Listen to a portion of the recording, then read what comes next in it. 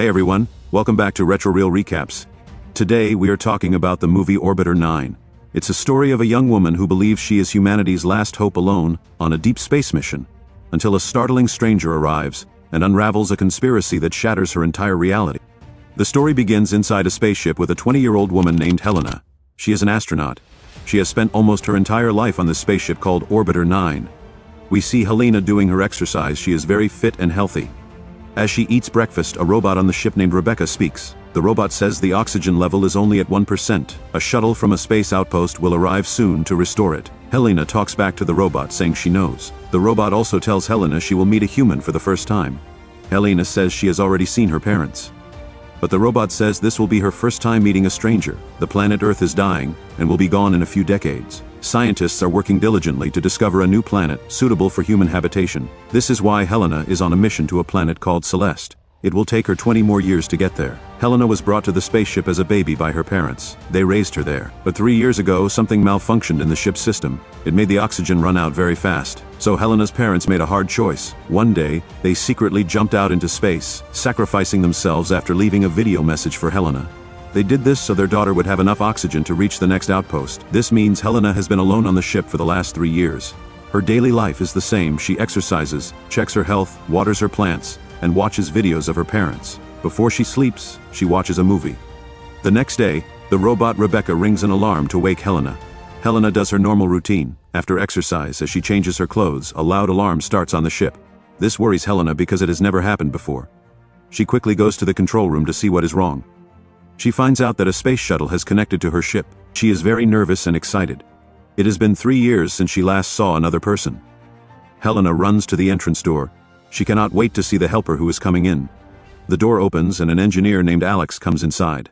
Helena is shocked and happy to see him. She likes him immediately. Alex introduces himself with a code name Engineer 11 Beta 57. He shakes Helena's hand and acts normal. Alex tells Helena he only has 50 hours to do all the repairs and fix the oxygen. After that, he must leave. Alex starts to look at the oxygen system. Helena cannot stop looking at him. Probably because she has never seen a man of her own age. As Alex works on the repairs, Helena tries to talk to him and tell him things. But for some reason, Alex does not seem interested in listening. Helena then makes some food, thinking she and Alex will eat together. A few hours later, Helena asks Alex what his real name is. Alex tells her. Helena then asks him to have dinner with her, and he says yes. During dinner, Helena asks him many questions. But Alex stays quiet and cold. He only says that he must finish his work and go back to his outpost. The next day, Helena does her normal routine. After that, she secretly goes to Alex's room because she wants to know more about him. In his room, she finds a small robot. The little robot moves its head. Helena tells the robot she does not know what that means, and then she talks to it. Alex finishes fixing the oxygen system and gets ready to go. He tells Helena the oxygen is fixed and that he will be leaving soon. Helena acts happy, but inside she is very sad and does not want him to leave. She has already started to have feelings for Alex and cannot stop thinking about him. That night, while Alex is asleep, Helena quietly goes into his room and gets on top of him. She is just looking at him when he wakes up and asks her what she is looking at. Helena says she has been alone her whole life, and it might be 20 more years before she sees anyone again. She tells Alex she cannot resist him anymore. She says she will leave if he wants her to, but Alex also gives in to the moment and they become intimate. The next morning, Alex wakes up. He feels guilty. He packs all of his things. Helena wakes up suddenly. As Alex is ready to leave, Helena has tears in her eyes. She asks if he is leaving without even saying a proper goodbye. Alex, who is now ashamed, says he did not want to wake her.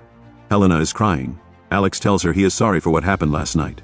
Just before the door closes, Helena tells him she is not sorry. They look at each other one last time. Helena is very sad. She quickly runs to the control room to see Alex one more time before he is gone. After leaving the spaceship, Alex walks into a strange hallway and goes up in an elevator. In a big surprise, Alex comes out of what looks like a bunker in the middle of a forest. The Orbiter 9 is not a real spaceship. The whole thing is a fake setup on Earth. Alex gets into his car and drives through the woods. The area is a top-secret facility with heavy security. There are many more bunkers like Helena's. The whole operation is called Project Orbiter. Alex goes to the main lab. There, he meets the man in charge of the project, named Hugo. Hugo takes out his tablet and shows Alex some information. It reveals there are 10 spaceship simulator bunkers called orbiters. Each one has a human inside who is being watched. Hugo is happy with how the human experiments are going. He tells Alex that if things continue like this, the launch to the new planet Celeste will happen in 20 years, but Alex is upset. Hugo asks him why. Alex says he worries about the 10 people who are alone in the bunkers. After all, they are humans with feelings. Hugo does not know that Alex has feelings for Helena. Hugo says sacrificing 10 people for the good of all humanity is the right thing to do. He says they must continue with the project. After this, Alex heads home. As he drives out of the facility, his car is scanned again. It is clear that all cars going in and out are checked very carefully to keep the place secure. On his drive home, Alex looks thoughtful and stressed. His conscience is bothering him about the human experiments. He reaches his house by night. Inside his home, Alex has a secure room that is his workplace. There are monitor screens there to watch the people inside the spaceship simulators. He also has complete files on all 10 test subjects. Alex makes some dinner. While he eats, he is still stressed. He then goes to sleep. But inside her spaceship simulator, Helena is still thinking about Alex as she watches a video of beaches. The next morning, Alex wakes up. He goes to a store that sells old things. His friend Xiao is there. Xiao is a doctor who also works at the orbiter facility. Xiao tells Alex that his medical tests before and after going into the simulators are good. He says Alex is lucky because he never gets dangerous radiation inside the simulators. Xiao sees that Alex is sad. He asks Alex to come to dinner with him because he cares about him and does not want him to be alone. But Alex wants to be by himself. Xiao insists. So Alex promises he will not watch the news. When Alex gets home, a news report is on. It says it has been 5 years since the first civilian spaceship to Celeste ended in disaster. On that terrible night, the spaceship had 207 crew members. It had a sudden mechanical failure right after leaving Earth. This caused a crash that killed everyone. It turns out that Alex was the head engineer of that spaceship. Since that night, he has been filled with guilt and sadness. Many people died, and it was a big setback for the mission to Celeste. Alex is very depressed. He is about to take his antidepressant pills when his mini-robot moves its head. It seems to be telling him not to take them. At the same time, the mini-robot uses its projector to play a video. It is a video from when Helena secretly came into his room in the simulator. In the video, Helena is confessing her feelings for Alex. She tells the robot she never wanted Alex to fix the ship. She wanted him to stay with her for a long time. Alex is surprised as he watches the video. We see that inside her simulator, Helena cannot sleep. The next morning, Alex drives to the simulator where Helena is. He stops his car and looks at the bunker, thinking deeply. But he cannot find the courage to go inside, so he drives away. Still feeling guilty, Alex goes to see his therapist, Sylvia. To keep who she is a secret, Sylvia sits in another room. She uses a wolf avatar on a screen to talk to her patients. Alex cannot see her, and her real voice is changed. All he can see is a computerized wolf that moves like her face. Alex cannot hide his depression anymore. He tells Sylvia the details of his job. He explains that he feels bad for the 10 people in the spaceship simulators. Sylvia did not know there were humans in the simulators. Alex's secret shocks her, but she keeps her thoughts to herself. As days go by, Alex becomes more and more paranoid. Sylvia also seems worried. Alex often watches videos and live feeds of Helena. He cannot get her out of his mind, especially after learning she has feelings for him. Helena is also always thinking about Alex. Then one day, while looking at Helena's profile, Alex finally decides to risk everything. He gets in his car and goes to the facility. Meanwhile, inside Orbiter 9, Helena is having her regular health checkup. Suddenly, the alarm starts ringing again. This surprises Helena because her ship is not near any outpost. Soon, the entrance door opens. Alex walks in, wearing normal clothes. He immediately tells her they are not on a spaceship, and that they need to escape. Helena is frozen in fear and does not say a word. To prove he is telling the truth, Alex shows her a hidden camera and a microchip that was planted inside her to track her body. He tells her he is doing this for her safety. Helena still cannot believe it, but because she has feelings for Alex, she agrees to go with him. Before they leave, Alex hacks the camera feed. He puts an old recording of Helena on the screen, so no one will know they escaped. After this, the two of them leave Orbiter 9. When Helena steps out of the bunker, she is dizzy and has trouble walking. She is seeing sunlight and feeling the real Earth for the first time. Alex holds her arm and takes her to his car, telling her to hurry. But Helena is experiencing new things. She touches everything she can to feel it. Alex then hides her in a box in the back of his car. He puts his spacesuit on top of the box on purpose. The guards at the exit become suspicious of the heat signatures from the car, which worries Alex. But when the guards see the spacesuit, they think it is causing the heat signature. They let Alex leave. By evening, Alex stops on a hill. He tells Helena everything about the orbiter program and why it was created. The program was made to get humans used to space, so the real trip to Celeste would work. He also tells Helena that her parents are still alive. Helena says she wants to meet them, but Alex says no. He tells her that her parents are scientists who gave their lives to the project. If they find out Helena is free, they will tell the authorities and turn her in. Soon after, they reach Alex's home. Helena is surprised to see normal things in a house. As they are about to sleep, Alex and Helena look at each other with love. But suddenly there is thunder. Helena gets scared and asks what it is. Alex tells her it is thunder, a sign of rain. Helena is excited to experience rain for the first time and is delighted. Alex looks at her lovingly and they both laugh. The next day, Alex goes to see Sylvia. He tells her he has taken Helena out of the simulator. Sylvia is worried for Alex's safety. She shows him her real face and promises to help him if things get bad. That night, Alex takes Helena out to see the city. He buys her many different kinds of food, which she never had while alone. When Helena says she wants to see the ocean, he takes her to an aquarium. He shows her different sea animals. The next morning, Helena wakes up before Alex. She tries to look around and finds Alex's private workroom. She tries to go in but does not know the password. Alex wakes up. Helena insists she wants to see inside. Alex takes her to his private room. He explains that this is where he watches the spaceship simulators and tracks their progress. After seeing this, Helena's face changes. She asks Alex how he could be part of such a cruel act. Alex replies that it is for the good of all people. With the information from the orbiter project, they can send a real spaceship to Celeste perfectly in a few years. But Helena is not completely convinced. That night, Alex takes Helena to a nightclub. He introduces her to his friends. Xiao is also there. Xiao asks Helena where she is from. Before she can answer, Alex makes an excuse. He tells his friends he met Helena in Madrid years ago and that she is a software expert. Then he changes the subject. Alex clearly wants to keep Helena's identity a secret even from his close friends. After a while, the group talks about the orbiter program and how it can help people in the future. Alex thinks the progress is good, but Xiao says instead of finding a new planet, we should focus on making Earth better. Helena becomes scared and thoughtful as she listens to Alex and Xiao talk about the orbiter project. One day, Alex sees some rashes on Helena's back. He takes her to his friend Xiao. After checking Helena, Xiao says her skin is very sensitive, like she has never been in the sun. Xiao sends Helena for a full medical checkup, then he asks Alex about Helena's true identity.